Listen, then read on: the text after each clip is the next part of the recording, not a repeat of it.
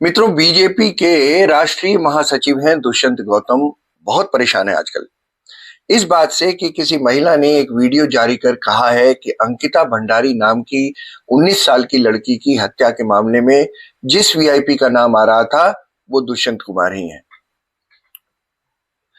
परेशानी की बात तो है। बीजेपी के राष्ट्रीय महासचिव हैं, उत्तराखंड राज्य के बीजेपी के प्रभारी भी हैं, हैसियत वाले नेता हैं। मैं तो मिला हूं कई बार। आने वाले समय में उनकी बड़ी भूमिका देखी जा रही होगी। अब तो नया अध्यक्ष आया है तो हो सकता है बड़ी भूमिका हो। ऐसे में उनका नाम एक हत्याकांड से अगर जुड़ जाए तो परेशान होना तो स्वाभाविक है। पूरी जिंदगी की कमाई गई। अच्छा हो बुरा हो, इन्होंने कुछ किया हो नहीं किया हो, तो भी नुकसान तो हो गया। लेकिन जिसने नुकसान किया है वो इनसे क्या चाहता है? खैर, ये हत्याकांड है क्या, ये हम एक बार देख लें, वो भी जरूरी है जान लेना। 3 साल पहले पहाड़ों की एक 19 साल की लड़की जो ऋषिकेश के पास एक रिजॉर्ट में रिसेप्शनिस्ट के रूप में काम करती थी, एक दिन पास की एक नहर में मरी हुई पाई गई। रिजॉर्ट का मालिक पुलकित आर्या बीजेपी के एक उत्तराखंड के एक नेता का बेटा है। पुलकित आर्या ने ही उसकी गुमशुदगी की रिपोर्ट दर्ज कराई थी। जब मामले की जांच शुरू हुई तो अंकिता को गायब करने, उसकी हत्या और शव को नहर में फेंकने की रिपोर्ट फेंकने में रिजॉर्ट का मालिक पुलकित आर्या और उसके 2 साथियों की मिलीभगत सामने आई। तीनों जेल में है, फिलहाल जांच चल रही है। शुरुआती जांच में ऐसे तथ्य सामने आए जिससे महिलाओं की सुरक्षा और सम्मान को लेकर सवाल खड़े कर दिए गए। पता चला कि दरअसल रिजॉर्ट में काम करने के दौरान वहां किसी वीआईपी गेस्ट को एक्स्ट्रा सर्विस, मतलब इन्वर्टेड कॉमा में एक्स्ट्रा सर्विस के लिए अंकिता को रिजॉर्ट मालिक पुलकित आर्या ने फोर्स किया था, दबाव डाला था कि इस व्यक्ति के साथ, ये बड़ा आदमी है, इस व्यक्ति के साथ आप कुछ समय बिताइए। अंकिता ने ऐसा करने से साफ मना कर दिया था। इसके बाद ही विवाद शुरू हुआ। इसी विवाद को लेकर रिजॉर्ट संचालक पुलकित आर्या ने अपने 2 दूसरे कर्मचारियों के साथ कथित तौर पर चीला नहर में इस लड़की को, अंकिता को, धक्का देकर हत्या कर दी थी। इस मामले का मुख्य आरोपी पुलकित और उसके 2 साथी अंकित गुप्ता और सौरभ भास्कर इस समय जेल में बंद हैं। 3 साल बाद अब उत्तराखंड के एक पूर्व बीजेपी नेता की तथाकथित पत्नी उर्मिला सनावर ने एक वीडियो रिलीज किया है जिसमें उन्होंने गट्टू नाम के एक वीआईपी गेस्ट का उल्लेख किया और आरोप लगाया कि ये वही स्पेशल गेस्ट था जिसे सेवा देने के लिए पुलकित आर्या ने अंकित भंडारी पर जोर डाला और नहीं मानने पर धक्का देकर नहर में गिरा दिया। आरोप है कि ये गट्टू दुष्यंत गौतम के ही लिए इस्तेमाल हुआ है, ये गट्टू शब्द उनका शॉर्ट नेम। ये आरोप उर्मिला सनावर ने बीजेपी के राष्ट्रीय महासचिव दुष्यंत कुमार गौतम के ऊपर लगाए। अब दोस्तों, मामला एक लड़की की इज्जत का नहीं है बल्कि सभी महिलाओं के सम्मान से जुड़ा हुआ है। प्रदेश में, उत्तराखंड में सभी महिलाओं के सम्मान से जुड़ा हुआ। मैं ये मानता हूं व्यक्तिगत तौर पर कि सूबे की राजनीति ऐसी होती है कि एक दूसरे को ऊपर उठाना गिराना ये सब चलता रहता है। उसके लिए कोई ना कोई सच्ची झूठी घटना का, कोई सच्ची भी घटना होती है कई साल पुरानी तो उसको ले आते हैं लोग, विरोधी लोग, और प्रचार करते हैं उसका। कोई झूठी भी घटना का भी इस्तेमाल कर सकते हैं।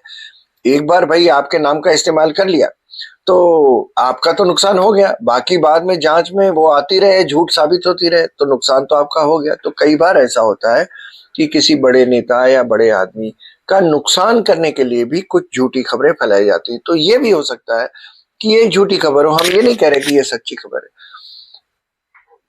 अब रिपोर्ट ये है कि रिजॉर्ट जो है, रिजॉर्ट वो पुलकित आर्या का है जो बीजेपी के एक नेता का बेटा है। आरोप ये भी है कि अंकिता भंडारी का केस सामने आने के तुरंत बाद रिजॉर्ट पर बुलडोजर चलवा दिया गया था। ये तो बात सही है। आरोप ये था कि ये सारे सबूत मिटाने के लिए, जिससे कि उसकी जांच हो अगर, तो बहुत सारे सबूत मिट जाए, रिजॉर्ट ही ढहा दिया। तो वो कौन लोग होंगे? आरोप यह है कि बीजेपी की एक महिला नेता के इशारे पर हुआ। खैर, अब दोस्तों होना क्या चाहिए इस मामले पर क्या होना चाहिए उस पर बात कर लेते हैं। बात देखिए एक महिला के सम्मान की है और सवालों के घेरे में है बीजेपी के एक बड़े नेता जो उत्तराखंड के इंचार्ज भी है। इन्हीं बड़े नेताजी ने, जिनका नाम दुष्यंत कुमार गौतम है, कहा कि उनके खिलाफ लगाए गए आरोप झूठे हैं। बीजेपी को चाहिए कि इस मामले को सीबीआई को सौंप दे। बीजेपी की सरकार को चाहिए, चीफ मिनिस्टर हैं, धामी जी हैं, उनको सौंप देना चाहिए, वरना चुनाव के समय यह मामला फिर से कब्र से निकाल दिया जाएगा। ये हिंदुस्तान में अब बहुत होता है। इसीलिए सरकार को, उत्तराखंड सरकार एक्शन लेते हुए दिखनी चाहिए। न सिर्फ एक्शन लेना चाहिए बल्कि एक्शन लेते हुए दिखनी चाहिए। दोस्तों, कोई भी पार्टी जब लंबे समय तक सत्ता में रहती है तो कुछ दुर्गुण आ ही जाते हैं। मुझे याद है पहले कभी शायद 25-30 साल पहले बीजेपी के पोस्टरों पर मैंने भी लिखा देखा है, पार्टी विद अ डिफरेंस। मैंने तो 16 साल इस पार्टी को कवर किया। पार्टी विद अ डिफरेंस मतलब दूसरी पार्टियों से अलग है ये पार्टी। जो दूसरी पार्टियों में दुर्गुण है वो हमारी पार्टी में नहीं है, ये दावा होता था। लेकिन वक्त बदलता है, कई मापदंड भी बदलते हैं राजनीति के, ये मैं मानता हूं, लेकिन कई बार शुचिता के पैमाने वही के वही रहते हैं। आज से 100 साल पहले भी जो शुचिता का पैमाना था यही था, आज भी और आगे 100 साल में भी शुचिता का ये पैमाना हमेशा रहेगा कि किसी महिला का सम्मान बना रहे। पार्टी को दोस्तों कुछ फैसले करने पड़ते हैं जिनसे पार्टी की छवि अगर बिगड़ रही है तो सुधरती है, और सुधरी हुई है तो आगे बिगड़ने के चांसेस कम रहते हैं। मैं मानता हूं कि पार्टी को तुरंत फुरत फैसले लेकर ऐसे केसेस को निपटाना चाहिए।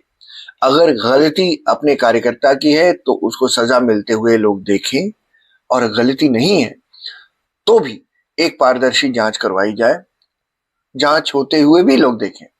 इन सब फैसलों से पार्टी को लंबी उम्र मिलती है और लोगों का भरोसा भी बढ़ता है।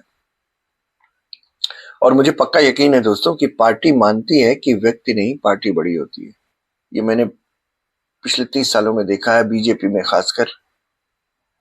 नरेंद्र मोदी, बहुत उनको साधारण कार्यकर्ता मैंने देखा है, और फिर अब प्रधानमंत्री हैं वो भी देखा है। तो कम से कम बीजेपी के बारे में तो मैं कह सकता हूं, मैंने 16 साल इस पार्टी को कवर किया।